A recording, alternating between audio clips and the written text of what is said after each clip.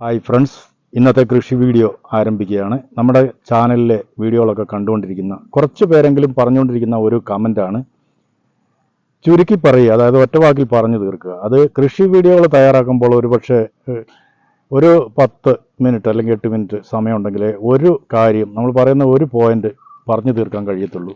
ഒറ്റവാക്കിൽ പറയാൻ ഒരു പക്ഷേ കഴിഞ്ഞെന്ന് വരില്ല. അതുകൊണ്ടാണ് നമ്മൾ വളരെ ലളിതമായിട്ട് പറയാൻ ഉദ്ദേശിക്കുന്ന കാര്യങ്ങൾ പറഞ്ഞു തീർക്കുമ്പോൾ അത്രയും സമയം വരുന്നതാണ്. കൃഷിയിലെ അറിവുകൾ തുടക്കക്കാർക്ക് പറഞ്ഞു തരുന്ന ഒരു രീതിയിലാണ് നമ്മൾ കൃഷി വീഡിയോകൾ തയ്യാറാക്കുന്നത്. ആ രൂപത്തിൽ വരുമ്പോൾ ഒരു 8-10 മിനിറ്റ് വരും.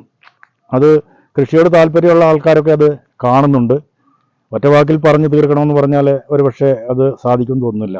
എന്നാലും നമ്മൾ വളരെ ചുരുക്കി പറയാൻ ശ്രമിക്കുകയാണ്. ഇന്ന് നമ്മൾ പറയാൻ ഉദ്ദേശിക്കുന്ന കാര്യം ബഡ് ചെയ്തിട്ടുള്ള തൈകൾ, ഫലവൃക്ഷ തൈകൾ നമ്മൾ നടുമ്പോൾ ശ്രദ്ധിക്കേണ്ട കുറച്ച് കാര്യങ്ങൾ. ഒന്നാമതായിട്ട് ഒരു സംശയമായിട്ട് ആൾക്കാർ കൂടുതൽ പേര് ചോദിച്ചുകൊണ്ടിരിക്കുന്നത്, ഇത് ബഡ് ചെയ്ത ഭാഗം നമ്മൾ വളർന്നു വരുമ്പോൾ മണ്ണിന് മുകളിൽ തന്നെ കാണണോ?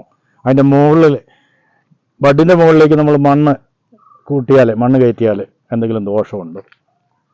ആ കാര്യങ്ങളാണ് ഇന്ന് പറയുന്നത്. അതായത് ബഡ് ചെയ്ത തൈകൾ, നമ്മൾ പ്ലാവായാലും മാവായാലും റംബുട്ടാൻ പോലുള്ള ഏത് തൈകളാണെങ്കിലും നടുന്ന സമയത്ത് ബഡ് ചെയ്ത് അത് കിളിപ്പ് വന്നിട്ടുള്ള ഭാഗം മണ്ണിന് മുകളിൽ തന്നെ ആയിരിക്കണം. അതിൻ്റെ കാര്യം എന്താണെന്ന് ചോദിച്ചാൽ, അത് വളർന്നുകൊണ്ട് വരുമ്പോൾ ബഡ് ചെയ്ത ഭാഗത്തിന് എന്തെങ്കിലും ഫംഗസ് ബാധിച്ച് കേടുവരുന്നുണ്ടോ, അതിൻ്റെ ബഡിൻ്റെ താഴേന്ന് നമുക്ക് വേറെ മുകളങ്ങൾ എന്തെങ്കിലും വന്ന് വളർന്നു വരുന്നുണ്ടോ, ഈ ബഡ് ചെയ്ത ക്ലിപ്പുകൾ നശിച്ചു പോയിട്ട് വേറെ ക്ലിപ്പുകൾ അടിയിൽ നിന്ന് വരുമോ? ഇപ്പം സപ്പോട്ട പോലുള്ളതിനൊക്കെ അങ്ങനെ സംഭവിക്കും. അടിയിൽ നിന്ന് നമ്മൾ അതായത് ബഡ് ചെയ്യാൻ ഉപയോഗിച്ച ആ മരം കിളുത്ത് വരും. ഈ ബഡ് ഭാഗം കിളുത്തത് നശിച്ചു പോവുകയും ചെയ്യും. നമ്മൾ അറിയാതെ ഇത് വളർന്നു വരുന്ന സമയത്ത് നമ്മൾ വിചാരിക്കുന്ന ഫലം കിട്ടത്തില്ല. അങ്ങനെയൊക്കെയുള്ള കാര്യങ്ങൾ നിരീക്ഷിക്കാൻ വേണ്ടിയിട്ടാണ്. ഒരു വർഷമെങ്കിലും, ഒരു 5-6 മാസം കഴിഞ്ഞുള്ള സമയം, നല്ലതായിട്ട് വളർന്നു വരുന്നൊരു സമയം, ഇതൊക്കെ ശ്രദ്ധിക്കാനും ഫംഗസ് ബാധിക്കാതിരിക്കാനും ഇത് ഒടിഞ്ഞു പോകാതിരിക്കാനും അതുപോലെ ചീഞ്ഞ് കേടുവരാതിരിക്കാനും വേറെ കിളിപ്പുകൾ അടിയിൽ നിന്ന് വരാതിരിക്കാനും ഒക്കെയുള്ള ഒരു നിരീക്ഷണത്തിൻ്റെ സമയമാണ് ഈ ആദ്യത്തെ ഒരു വർഷം എന്ന് പറയുന്നത്. അപ്പോൾ അത്രയും സമയമെങ്കിലും ഈ നമ്മൾ മണ്ണിന് മുകളിൽ ബഡ് ഭാഗം വന്നിരിക്കണം, അത് നിർബന്ധമാണ്. അതിനുശേഷം ഇപ്പോൾ ഈ കണ്ടുകൊണ്ടിരിക്കുന്ന മരങ്ങൾ 3.5 വർഷം വളർച്ചയുള്ളതാണ്. പ്ലാവ്, ഇത് നമ്മൾ എപ്പോഴും വീഡിയോയിൽ കാണുന്ന ഇതാണ്. ഈ മരങ്ങളുടെ ചുവടുഭാഗം ഏകദേശം ഒരു 1-1.5 അടിയോളം അടിയിലാണ് ബഡ്. കാരണം നമ്മൾ പല പ്രാവശ്യമായിട്ട് താഴേന്ന് മണ്ണ് ഇങ്ങോട്ട് കയറ്റിയിട്ടുള്ളതാണ്. വീട് പണിയുടെ ആവശ്യത്തിന് 1 വർഷം മുമ്പ് ഒരു പ്രാവശ്യം നമ്മൾ മണ്ണ് കയറ്റി.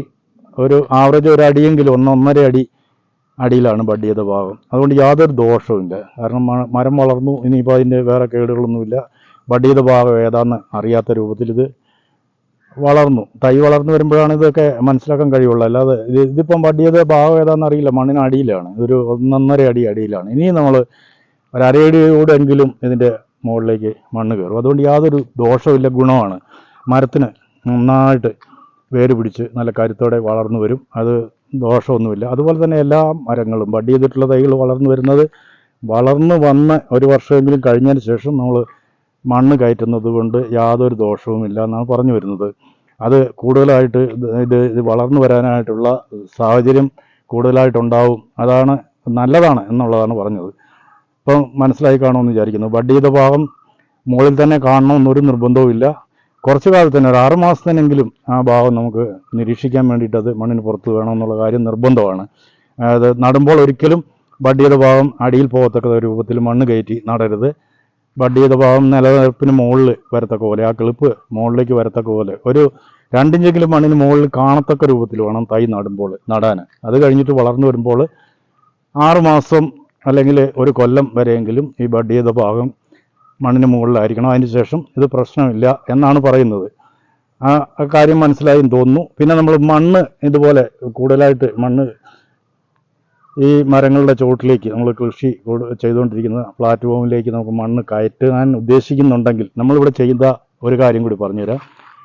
മണ്ണ് ഇതിലേക്ക് കയറ്റുന്നതിന് മുമ്പ്, ചുവട്ടിൽ കൂടുതൽ കനത്തിൽ മണ്ണ് കയറ്റുന്നതിന് മുമ്പ് ഒരു പ്രാവശ്യം നിർബന്ധമായിട്ട് നല്ല അളവിൽ അടിവളം കൊടുക്കണം. കാരണം അതിൻ്റെ പിന്നെ മണ്ണ് കയറ്റി കഴിഞ്ഞിട്ട് നമ്മൾ 1 അടിയൊക്കെ മണ്ണ് കയറ്റുന്ന ഒരവസ്ഥയിൽ കാര്യമാണ് പറയുന്നത്. അങ്ങനെയാണെങ്കിൽ പിന്നെ ഉടനെ നമ്മൾ അതിൻ്റെ മണ്ണിന് മുകളിൽ കൊണ്ട് വളം, ജൈവവളം ആണെങ്കിലും രാസവളമാണെങ്കിലും എന്താണെങ്കിലും ഇട്ട് കൊടുത്തു കഴിഞ്ഞാൽ, രാസവളമാണെങ്കിൽ ഒരു പക്ഷേ പെട്ടെന്ന് അടിയിലേക്ക് ചെല്ലും. ജൈവവളമാകുമ്പോൾ ഒരിക്കലും വേരിൻ്റെ മുകളിലേക്ക് വന്ന് ഒരു വളം എടുക്കാനായിട്ട് ഒരു 3-4-5 മാസം അല്ലെങ്കിൽ 5-6 മാസം വരും. അതിന് നമ്മൾ ചെയ്യേണ്ടത്, മണ്ണ് കയറ്റാൻ ഉദ്ദേശിക്കുന്നുണ്ടെങ്കിൽ അതിന് മുമ്പ് തന്നെ നല്ല രീതിയിൽ ഇവിടെ നമ്മളങ്ങനെ ചെയ്തതാണ്. അതുകൊണ്ടാണ് ഈ മരങ്ങളൊക്കെ ഒരു 3.5 വർഷമൊക്കെ ആയ മരങ്ങളുടെ വണ്ണം നമ്മൾ കണ്ടാൽ മനസ്സിലാവും. ഈ പ്ലാവൻ തൈകളൊക്കെ ഇത്രയും വളർന്നു വന്നിരിക്കുന്നതിൻ്റെ കാരണം അത് നല്ല പരിചരണം ഉള്ളത് കൊണ്ടാണ്. അതുകൊണ്ട് നല്ല കായം കിട്ടുന്നുണ്ട്. ഇപ്പം ഇന്ന് പറഞ്ഞ കാര്യം മനസ്സിലായി എന്ന് തോന്നുന്നു. ഇതുപോലുള്ള ചെറിയ ചെറിയ അറിവുകളുമായിട്ട് നമ്മൾ പുതിയ ചെറിയ ചെറിയ വീഡിയോകൾ ദിവസവും വന്നുകൊണ്ടിരിക്കും. ചാനലിൽ ശ്രദ്ധിച്ചാൽ മനസ്സിലാവും. ഇതൊക്കെ പ്രയോജനപ്പെടുന്നുണ്ടെങ്കിൽ തീർച്ചയായിട്ടും കാണണം, മറ്റുള്ളവരിലേക്ക് ഷെയർ ചെയ്യുകയും ചെയ്യണം.